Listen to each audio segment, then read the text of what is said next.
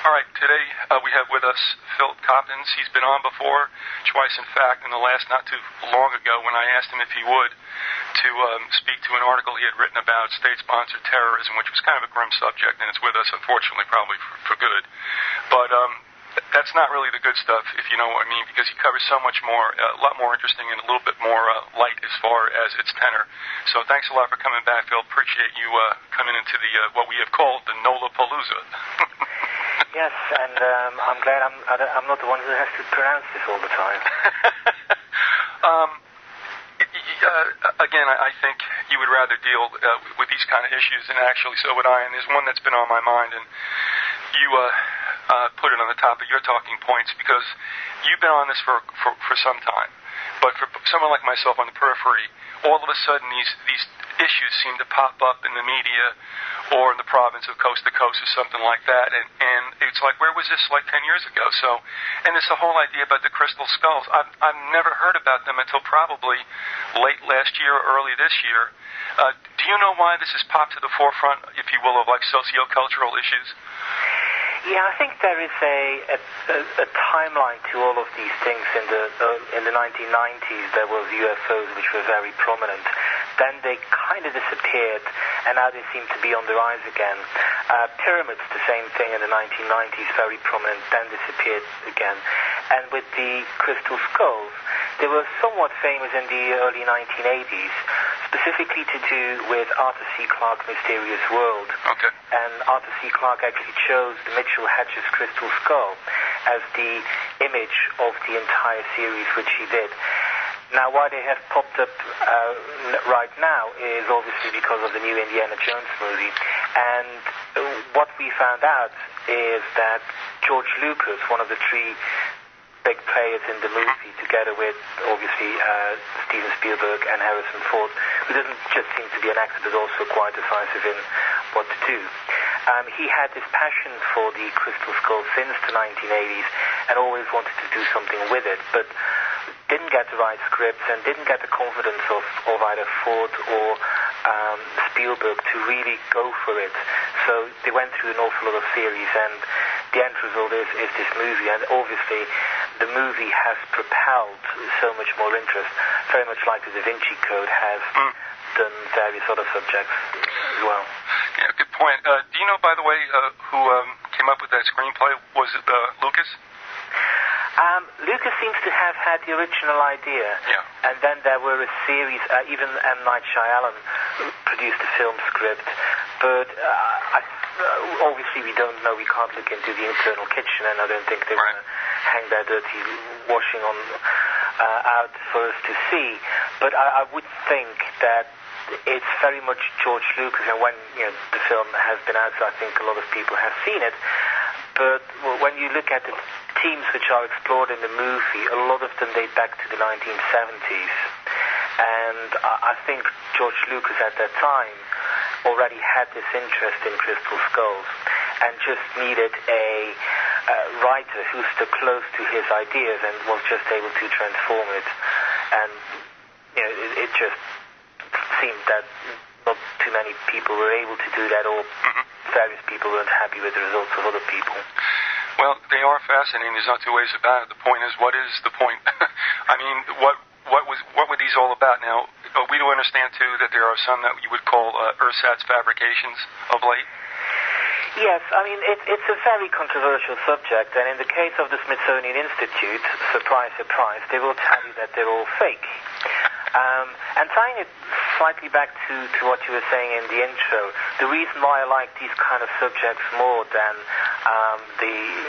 what I would call the conspiracy bit is, the conspiracy bit is trying to condense humanity into very much robots and saying you've got to fear this, you've got to do that, and obviously that's happening. But subjects like crystal skulls and various other subjects are, in my opinion, more expansive. They let people dream and let people explore and give people back a bit of confidence rather than just fear. And so the Smithsonian very much is kind of like saying, don't be alarmed. There's nothing to be confident about. These are all modern fabrications. Now, really, that is based on a dogma which only the Smithsonian and some people hold, which is that the Maya people and people in Central America did not have the wheel or were unable to create these artifacts. And so they look under their microscope and they see marks which they interpret as wheel marks. And I'm not saying that's wrong. The problem is that the Smithsonian say that pre-Columbian civilizations in America did not have this kind of wheel.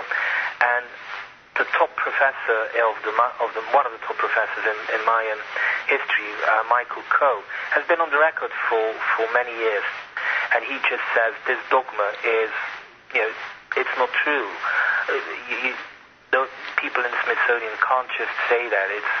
And he has gone on the record in some documentaries whereby he's literally said that these people should get out of their offices more and more into the field, and that they can see the real Maya.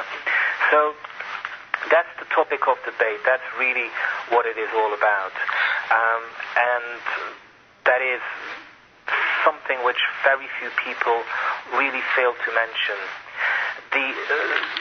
There are skulls which are obviously modern fabrications, and most of the skulls are. There are 3 skulls which are interesting and which are better than the rest, and which really are art. And those are the Mitchell-Hedges skull, the Paris Museum skull, and the British Museum skull. Now, obviously, the latter 2 explain where they are. And what Jane Walsh from the Smithsonian has been able to show is where these skulls originated from. And they came from a Paris, Mexico City-based art dealer called Eugene Boban, who sold these artifacts to the museum, sometimes via an intermediary or a collector. Now, even though we know they came from Boban, we know that Boban was involved in lots of excavations, and then as now, a certain percentage of material which was excavated on certain sites didn't go to where it was supposed to be going and ended up either in the hands of the people who were excavating or various other people who looted the site that night.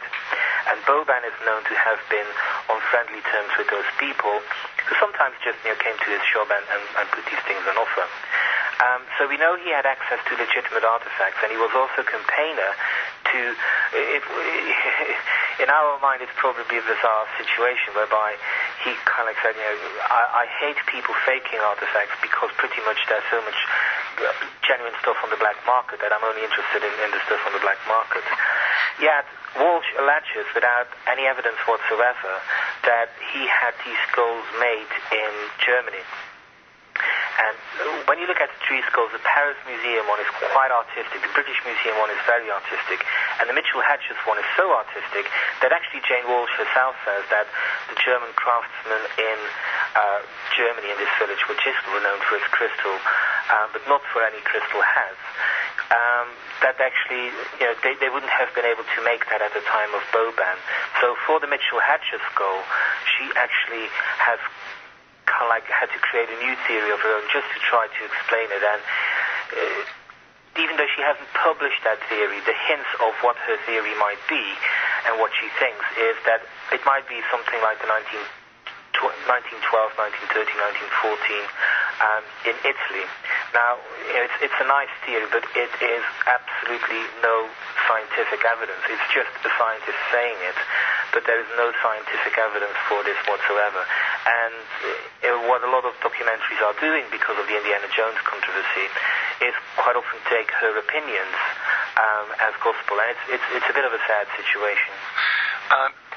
Before we get into the nature of the skull, the properties and how it was associated or how it was used by the Mayan culture, when I was reading this, the piece about the Mitchell-Hedges crystal skull, something that just dawned on me. When I look at the people that went over the first time around, I guess that was Gann and before, was Gann first and then Merwin? Do I have that right? Yeah, Gann was one of the first people who started digging in Levanto, yes. All right, and that the first time out was 1903 or so. So where I'm going with this is, have you found that much of archaeological dogma, view of the world and of cultures, as parochial as it might be by those who obviously have done the research, do you think that a lot of times that was done with a very stilted view, and it got entrenched, and it's kind of hard to untrench it across another century. Is there something, I guess, anal, about what was done at the early part of the 20th century like that? Was it that's pristine and there's no change in it? Yeah, it's not a prerogative of the 20th century. It's been in all leading explorers' kind of envelope of discoveries. Franz Cumont was a person who did a lot of research into Mithraism, and it literally took Mithraic studies a century before anybody dared to stand up against what Cumont was saying. And Cumont was just the first on the scene. He talked absolute crap. But, he was around, and people listened to him, and nobody dared to go against him. Things about Knossos, things about the pyramids are known to have never been challenged. There's a very famous archaeological site in France called Glosel, where they made a very anomalous discovery. And early on, there was a battle between scientists and amateur scientists who actually had discovered this site.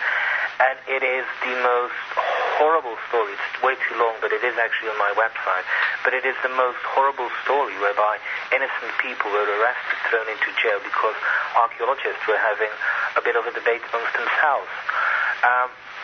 It can be very unsatisfying to be involved with discoveries, and egos of people is paramount.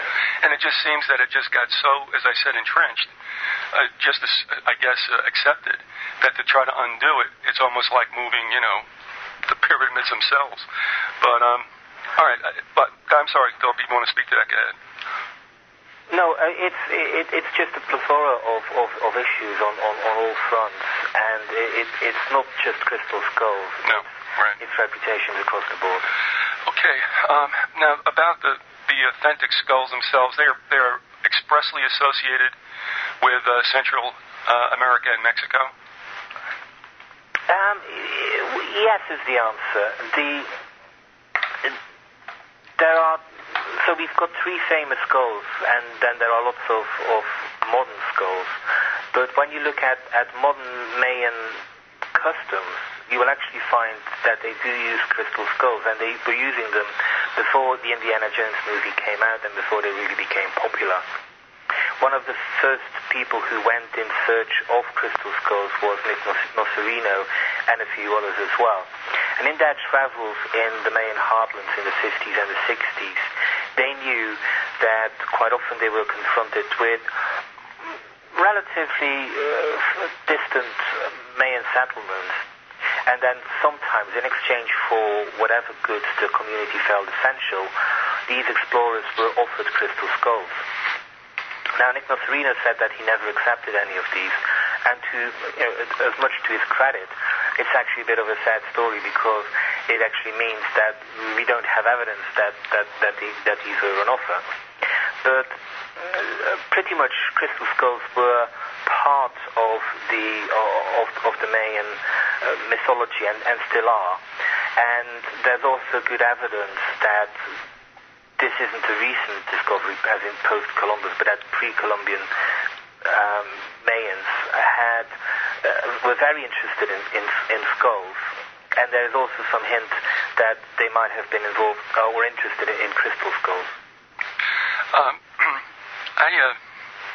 I was just taking a look around, and we had mentioned something before that involved the crystal skulls and the pyramids, and how both seem to be part of the Mayan culture. Just for a moment, we could discuss this. Is there any indication from that, and I know that's just brief, but that the Mayans were so advanced that it's thought that perhaps they were a remnant of Atlanteans? Well, it's definitely what Mitchell Hatches, who's obviously associated with a crystal skull, himself believed. Now, Atlantis for each person means something different, and for him, Atlantis very much was like a modern civilization. He felt that the Mayans came from somewhere else, from a somewhat higher civilization, and that this civilization hadn't been discovered yet. Now, he didn't place this in 10,000 BC and linked it with prophecies of Edgar Cayce in the middle of the Atlantic Ocean. He just felt that there was a pre-Mayan civilization which had, I wouldn't call it, Buck Rogers or science fiction like technology like we had, but that they had ideas, knowledge which was higher than what the Mayans had. And to some extent you can see that the art of grains and cereals and the milpa, which is a very effective way of producing crops in the Andean region and in some of the other regions as well, really is extremely old, is part of their mythology, and has scientific credentials, and scientists are beginning to understand that these people were experts, and that actually modern agriculture is able to learn a lot from them. So it's that kind of science and that kind of knowledge which Mitchell Hedges was hinting at, and for which I think there is more and more evidence. And I'm going to, one last question, if I could, specifically about the crystal skulls, their properties. I mean, what you included in your article indicates, once again, we have some element of antiquity that defies even today's scientists and industrialists about how in the world this could be made. Yes. How the crystal skulls have been made, the experts who've been looking at this, first of all, point out that the Mitchell Hedges one, not necessarily the other ones, is made of piezoelectrical crystal, which we actually use in modern applications. And it means that you could actually use the skull and, with positive and negative electricity and all of that stuff, that you would get discharges. You would be able to store information in it if you wanted to. So that's something which I think is interesting. Why did they specifically pick that one? It's also carved against the grain. And what that means is very much that if the tool which was used somehow slipped or something untoward happened, then that might have meant that the entire crystal shattered and that he might have, or she might have to start working from scratch again. So we know that whoever did it, whenever he did it, took some risks in making this. And the fact, of course, that he created an object which is irrelevant of antiquity, is really one of the top artifacts, and I underline art, in existence in the world, is really what makes the Mitchell Hedges crystal skull unique. And a lot of people, obviously because of the movie, are focusing on some of the fringe aspects, if you want, but as an object of art, it's already more than important and more than beautiful. Now, one of the other aspects of the power of the crystal, of course, is that a lot of people who are into the alternative have been using channeling and various other methods of trying to say that this skull comes from extraterrestrials or comes from Atlantis. And though I'm not at all against psychic powers, the only thing I do know is that a power is only as good as its user. And you get that in sport. You've got good American footballers and bad American footballers, but they all play American football. And it's the same thing with these psychic powers, that the skull has been said to come from various locations or various civilizations and various eras. But relatively recently, two people, Harry Oldfield and Karen Tagg, independently of one another, have been using what is called photon camera research. And please don't ask me what it is in detail or scientifically, but pretty much we can see, just like a dog can hear more sounds than we can, and apparently teenagers can hear higher pitch sounds than adults can hear. A camera is obviously able to see more of the light than what is printed out on the photo paper or our screens. And we're only interested in what we can see, but the camera picks up other forms of light as well. And both Harry Oldfield and Karen Tagg have been working in visualizing this for us. how should I put this, put a filter on a camera so that we can see what is called photon energy. And specifically, Karen Tagg has been using the photon camera and linking it up with the Mitchell-Hedges skull and see how it interacts with humans. And on the Mitchell-Hedges website, which is mitchell-hedges.com, you can actually see the results you can see the photographs she has taken of this experiment. And it's absolutely amazing to see how this skull is somehow ordering photon energy. Now, what that means, I have no idea, but it does show that a human person interacting with a piece of crystal does something to the energy distribution in a room, and that's obviously an avenue which Karen Tagg and various others are keen to explore. And it does provide scientific evidence, visible evidence for anybody who's not psychic, that these skulls do have a kind of different energy, as some of the psychic people who are working with these skulls have said all along. We're talking with Philip Coppens. The website is philipcoppens.com. The article about which we are speaking is titled Lots of Skulls, No Bones. But if you go to his website, there's a search engine, and if you want to read as much as he's written about crystal skulls and pyramids, as we're going to talk about in a second, just pop that into a search engine, and you'll get numerous articles that Philip has written. And going back to talk about the Mayans with the 1-2 punch of being associated with the crystal skulls and also pyramids, I would say that I said Mexico, Central America, part of South America, and Saharan Africa are the places, I guess, best known for having pyramids. And here's what I was going to ask you, and I'll read something to you a little bit, just a paragraph of an article from back in 1916. But is there a possibility that there was a land bridge that may have had Atlantis in the middle? I don't know how that all goes, but certainly there might have been some connectivity between what we know as the Yucatan Peninsula and Africa. That the positioning of the best-known pyramids, could that have been a spreading out? That's what I'm thinking. It might have been a spreading out from Atlanteans, and I may be way off on that. But I mean, do we have some connectivity here or not? The land bridge theory, I don't think is too credible, but people in those days were definitely able to sail.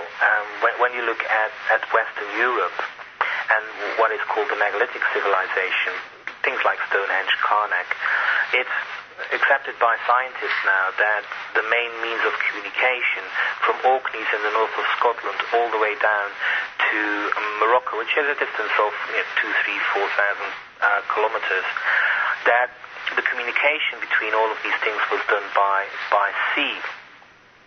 And when you look at the Orkneys and you look at how early explorers went to America, went hunting in Greenland and all of those things, they left from the Orkneys.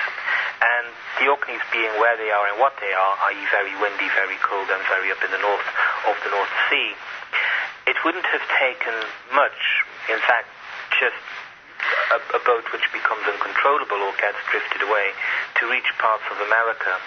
And I've always said that one of the biggest mysteries of around the area of 3000 BC, the Bronze Age, is that in northern parts of Michigan as a whole, we know that thousands and thousands of tons of copper were mined, but nobody is able to say where they were used, and they haven't been found in archaeological excavations. At the same time in Europe, and again at the same time when copper was mined in America, at the same time in Europe, lots of copper were used and gave rise to the Bronze Age, but we don't know where most of those bits of copper were coming from. Right. And, you know, it's Occam's razor. Don't make a theory more complex than it should be. One had it and was mining it, the other one was using it.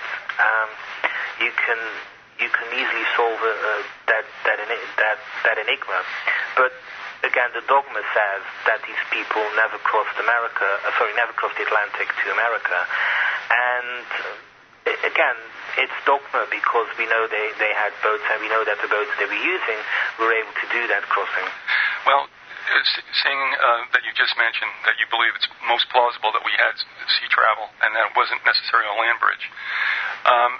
And I was thinking about, again, the certain myopic view of early archaeologists who don't want anybody revising what they're doing, even if it's making it more correct. I mean, do you have any opinion on what I've heard? I mean, as far as supposed Phoenician galleys found sunk off the coast of Brazil, and also the very intriguing stories about travel up the Mississippi by perhaps Egyptians or Phoenicians, and that's something that always seems to be there. You hear a little bit, when it comes to the surface, but for the most part, it remains suppressed. Do you have any opinion on that? Yes, I mean, there are many stories like that. Let's say there are 50, and if these 50 stories get the scientific attention, and I don't just mean by scientists, but by really dedicated amateurs who are able to delve into these stories, I'm sure that 5, perhaps 10 of these 50 stories will turn out to be wrong, but there will be 40 others which will remain credible. And one of the biggest new theories, if you want, is by an author called Gavin Menges. And the title of his book is 1421. And in the UK, he's just written another one which is called 1434. And I don't know whether it's out in America yet or not. But in 1421, he lists the capabilities and the intentions, completely documented, of what the Chinese were doing. And the Chinese were building the largest fleet at the time. And he has been able to show that these people came to Europe, but he's also pretty much been able to show that they went to America. And in 1434, which is the sequel just out in the UK, he is able to show that these people came up with some tremendous discoveries and gave to the Europeans maps of America, the so-called Piri Reis map, but various other maps, which all of a sudden appear around 1450 until 1500, and which enabled Columbus and all of the other people to go to America. Well, he's able to show that those maps came from people who had direct contact with Chinese sailors and ambassadors who came to Europe and who were already bringing with them the results of the explorations of 1421. So there's lots of evidence out there, and it really is quite often politics as well. For example, if America, in theory, were to say Columbus didn't discover America, you can just imagine that not just Native Americans would be having claims to the land, but other countries could be doing this as well. And to some extent, it is nitpicking and not all of that interesting, but it's kind of these things which enter debates when certain of these subjects get touched upon. Are there pyramids all across the globe? Yes, there are. Okay, that was direct. Well, I know I was reading the article about China denying that there are any. Of course, your article is replete with photos showing that there is. But also, you talk about one also in, where was it, Slovenia? Bosnia, yes. Okay, yeah. And also, I mean, in the United States, especially along the Mississippi, up a little bit further up the valley, there are supposed, they call them mounds, but there's supposedly pyramids there too. So, again, and do we have that kind of structure everywhere? Yes. I wrote an article for Nexus magazine a few years ago about the Bosnian pyramid, which at that time had just been discovered. And a publisher made contact and said, could you write a book about pyramids for me, please? And I kind of thought, okay, let's think about this. And in the end I said yes, and that's what the New Pyramid Age book, which came out in August of last year, was all about. But I'm pretty much up with the news in the alternative field, but even I was amazed how, since 1994, so much of our understanding of pyramids has changed, and how many new pyramids get found, I wouldn't say on a daily or a weekly, but when I was writing the book, as if to taunt me, there was one found every month, and this was scientists who were finding pyramids. Now, sometimes these aren't big or as impressive as the Great Pyramid, but they're quite often in odd locations, like Peru. People go to Peru and see Cusco, Machu Picchu. But along the seashore of Peru, you have got dozens of pyramids, including one like Corral, a complex of pyramids, which is dated to 3,300 BC, making them older almost by as much as a millennium if you go on the traditional dating of the pyramids in ancient Egypt. And so tremendous ages for pyramid construction. And various civilizations in various eras have always gone and linked and built pyramids, and have always linked them with kingship, either with coronation and or the king as a dead deity. Yeah. And I just find it most amazing that Corral has so much similarities to pyramids in Europe. Now, in Egypt. Now, in Europe, the Bosnian pyramid is the most controversial discovery of all. It was not so much discovered because everybody had always been seeing this gigantic hill towering above a village, but everybody always assumed that because it was so big, it was just a geological anomaly. Until Samos Manigic, who was a Bosnian expat living in Houston, Texas, came to promote a book which he had written about pyramids, specifically Mayan pyramids, and a person in charge of the director of a local museum asked him whether he had some time after the presentation of his new book to come over to Vyzygoth and have a look at this gigantic structure which was towering over the village. And Samos Manigic immediately was struck by the fact that the sides of the pyramid were perfect, but also that the sides were aligned north-south.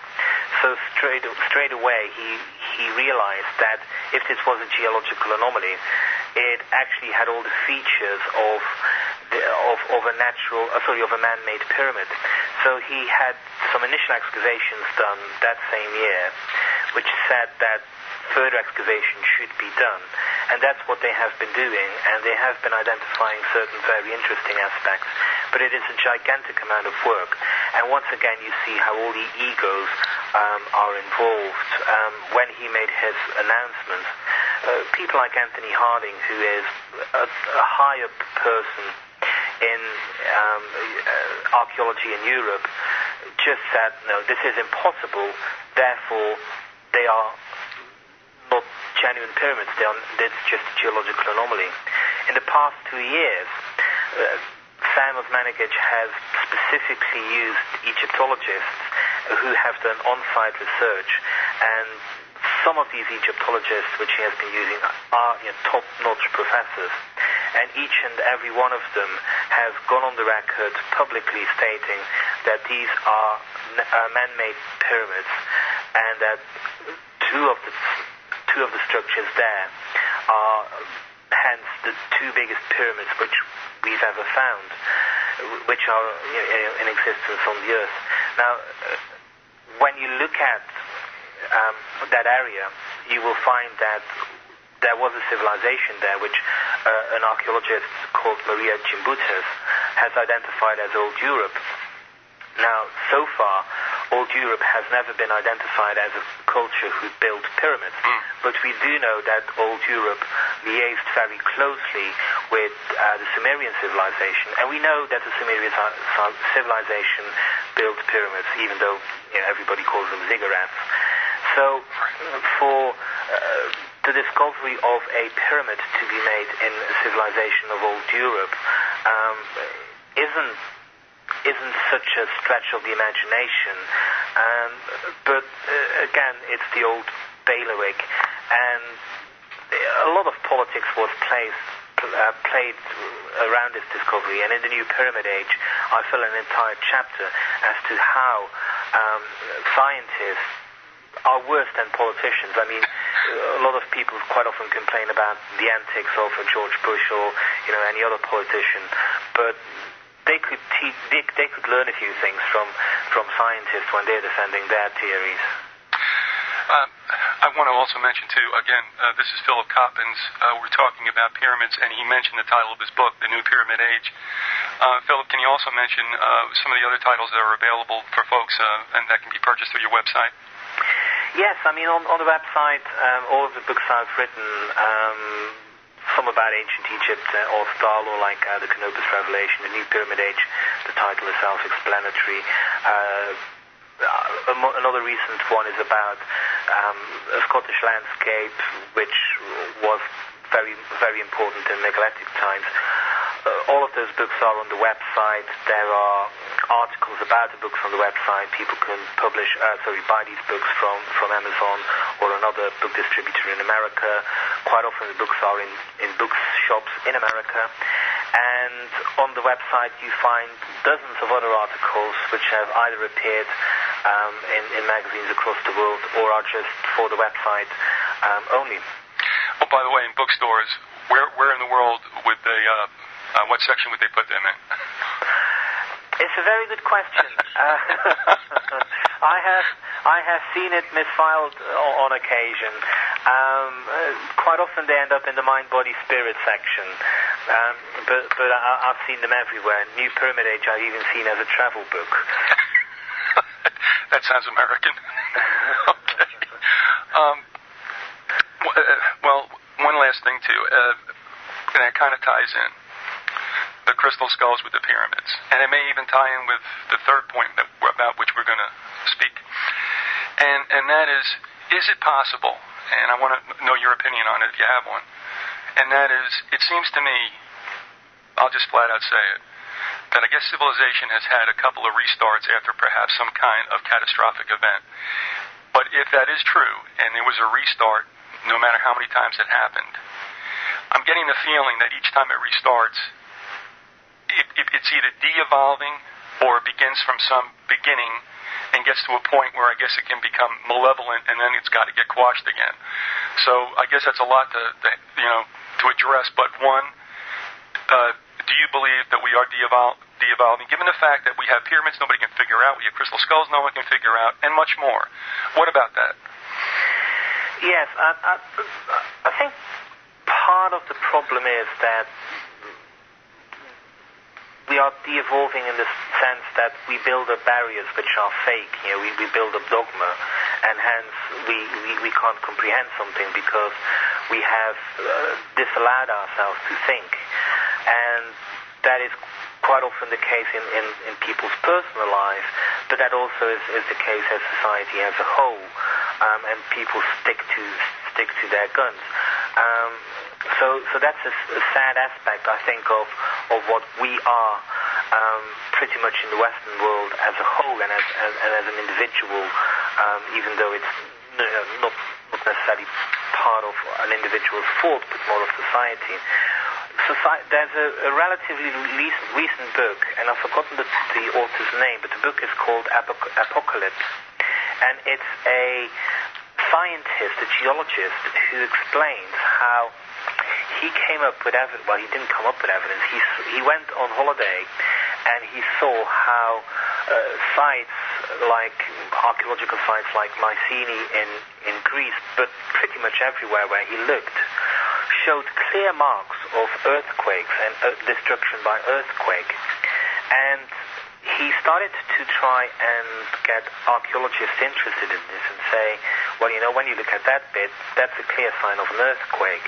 And when you look at that thing, that's a clear sign of this and that. And the book is half his presentation of his evidence. The other half is how archaeologists completely refused to accept that a civilization could possibly have been destroyed by an earthquake. And now, I might be exaggerating here, but I'm very close to, I'm there at 95 or 99%.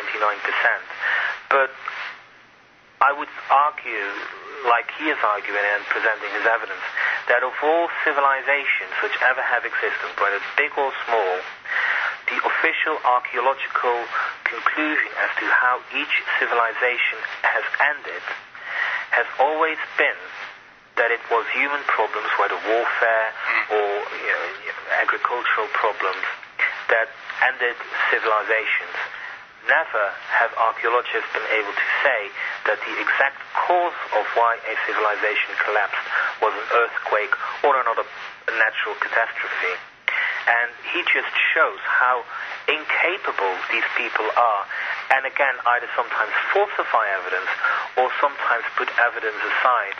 And in his book, he has got a tremendous go at one person for literally saying, this person sticks to his falsified theories with such venom, and I don't really understand why people let this person get away with it.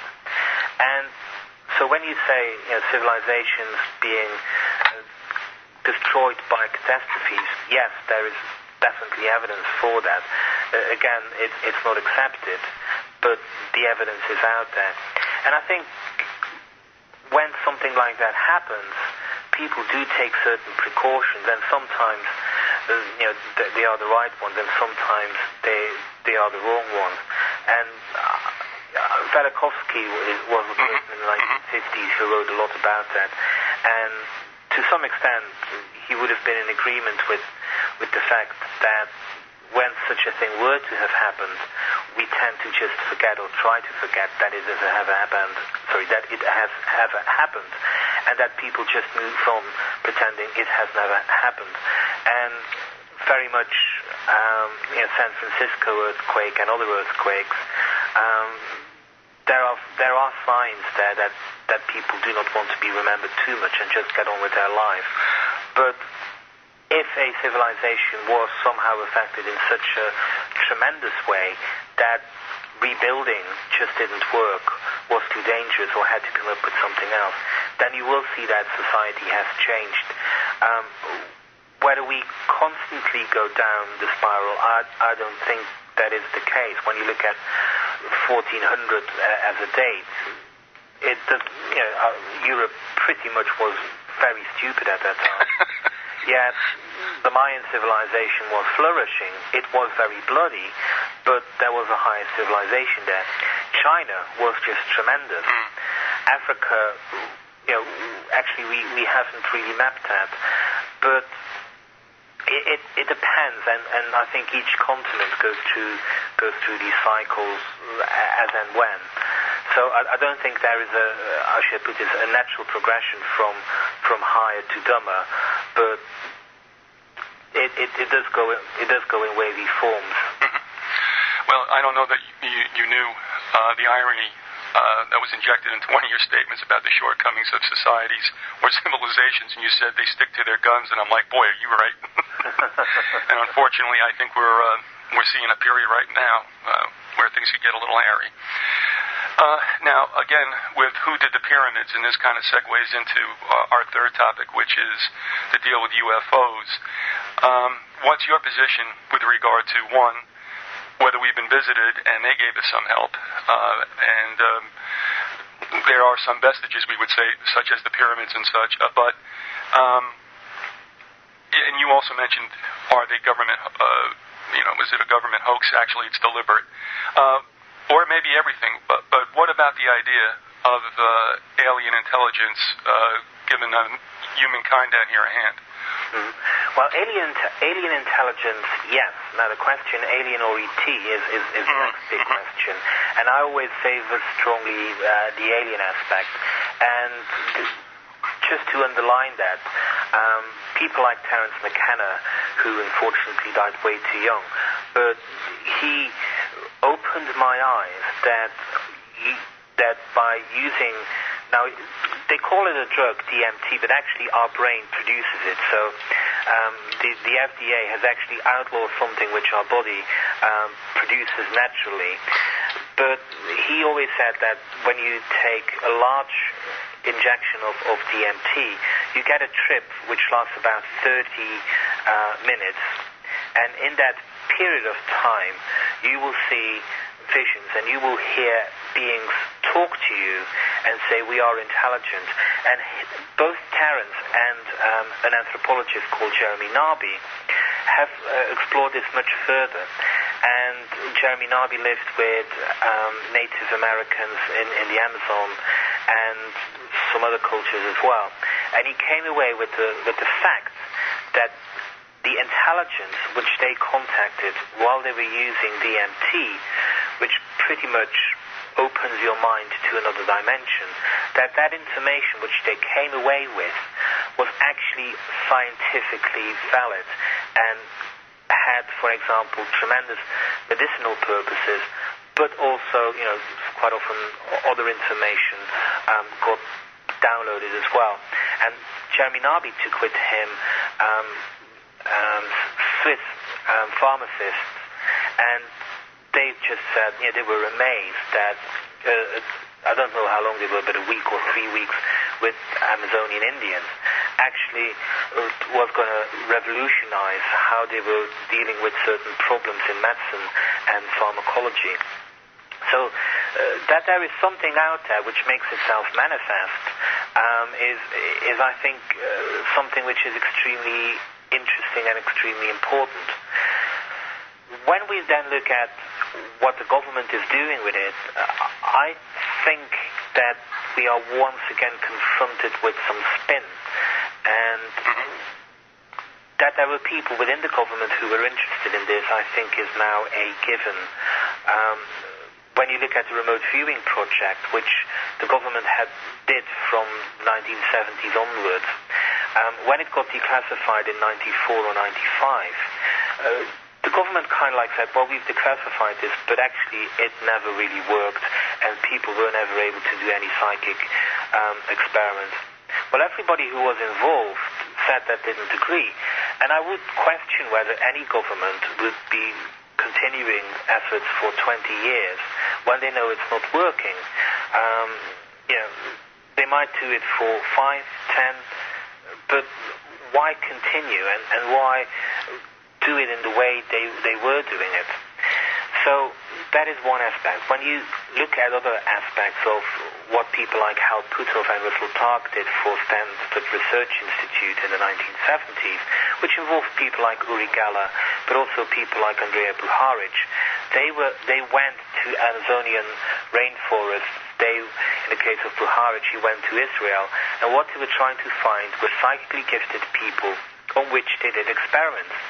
And even though Geller has got a very bad reputation, largely due to one person, the amazing James Randi, he was used as a guinea pig in all the various laboratories across Europe and America, and everybody always said that what he came up with was valid, that he each time tested, and he broke with these things because he said, well, how many times are you going to test me? And he didn't want to end up as a guinea pig for the rest of his life, being tested endlessly by the various laboratories. He has had UFO experience as a young child, and he, to some extent, credits or feels that there is a connection between his psychic powers and his vision or his visitation of an anomalous light, which he calls a UFO. But again, he wouldn't make that jump to say that they're extraterrestrial.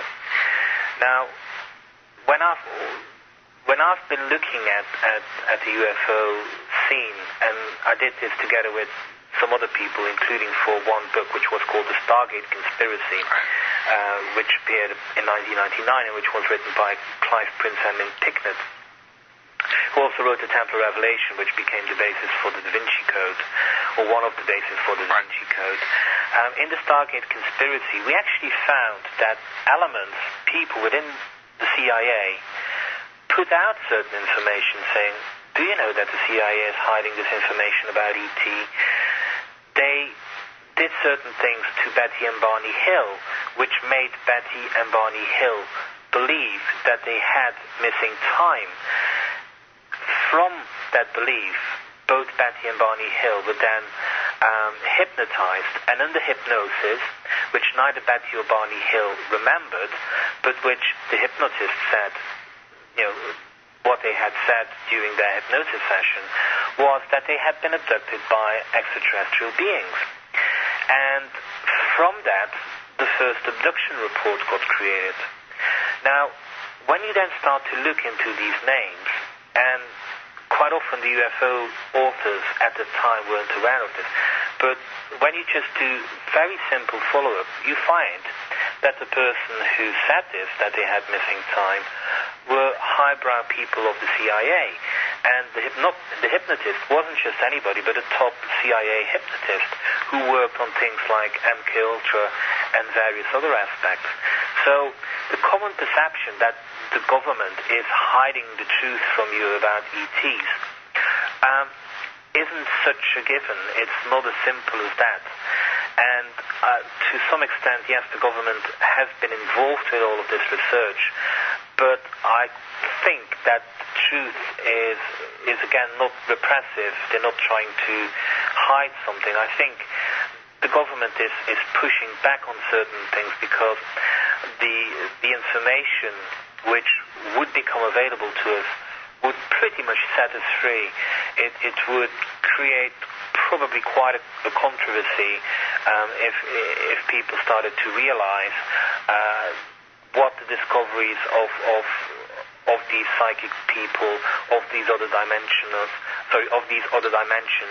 would be able to teach us. Very much like the revelations which people like Terence McKenna, Jeremy Narby, and the Swiss pharmacologists had when they were visiting Native Americans. Well, I had 3 encounters with UFOs, and I'm quite sure, in fact, it was confirmed once the next day in the newspapers. And I was doing radio at the time, too, and it happened on my way to the station, and that was in the wee hours of the morning. But the next day, the papers had it that there were sightings from West Virginia up through New England, and I happened to be in Vermont at the time. But anyway, I know something's out there. I mean, they are unidentified, they were flying, and they were objects. That doesn't mean necessarily they're ETs or whatever, but it seems to me that you can use this like a reverse barometer, Philip, and that is if the CIA is doing something, whether it's disinfo, it's probably because there really is something. I mean, is that the way you feel too? Yes, I mean, again, I don't believe it's strictly ET, but I do think that there is something out there. And one of the best books on that subject, I think, was written by Carl Gustav Jung himself when he wrote about flying saucers. And for them, he came up with a theory of archetypes.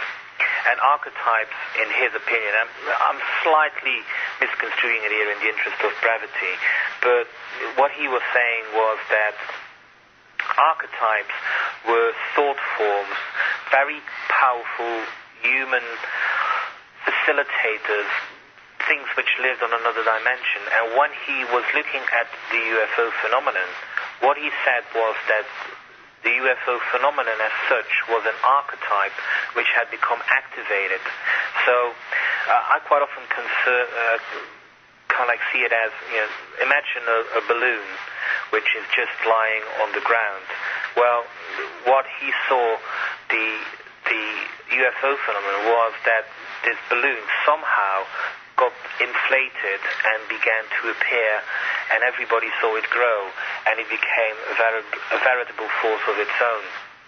And Jung believed that what was happening was that these archetypes were being activated because somehow we were going through a period of change, and he pretty much said, if mankind will not change of its own, these archetypes will bombard us with sightings or abduction experience or whatever, so that we will be pushed into change. And it's a very powerful message, and I do think that is the case. We have become much more open to other worldviews, and we have changed, and the world as we know it today is vastly different from the 1930s or the 1940s. I'm talking to you from across the world, and it has been passing with a glitch. Things like the internet communication channels, human interaction has changed tremendously across the world, and to some extent, you might say, well, where does that leave ET visitations and all of these things? But quite often, to bring about change, you have to do it in a very indirect, step-by-step way. And one of the messages which Terence McKenna always came away with is that communication is a very important step. And I think for mankind to enable communication with other dimensions, we first of all need to be better to communicate amongst ourselves. And that might then open up communication channels to alternative realities.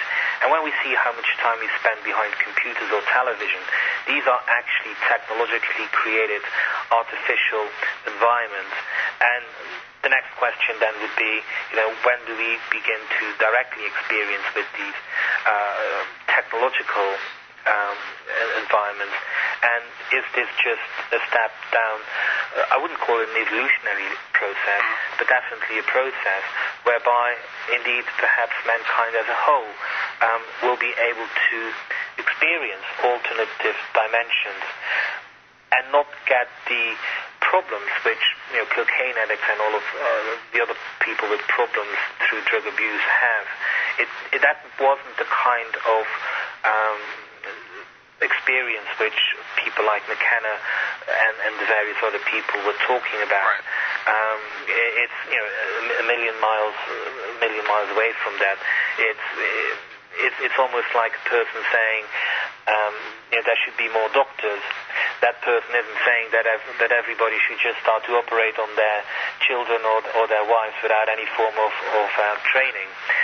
So that is the distinction which McKenna was making, and he felt that anybody who should use drugs should actually go through a rigorous training program, and by default shouldn't just get the material from a junkie and do it by himself. That is about as diametrically opposed as you can get to what the likes of McKenna and the various other experts in the fields are promoting or saying. All right. We've been speaking with Philip Coppens. We're out of time. His website is www.philipcoppens.com, and you can also hit that website offline. And please take a trip there, because once you step into that site, you're going to need somebody to pull you out. So, Philip, thank you very much again for being generous and coming on the show, and I hope that we'll be able to talk again soon. It's my pleasure being on the show of which you said the name at the beginning. Thank you very much, Bill. Bye-bye. Bye-bye.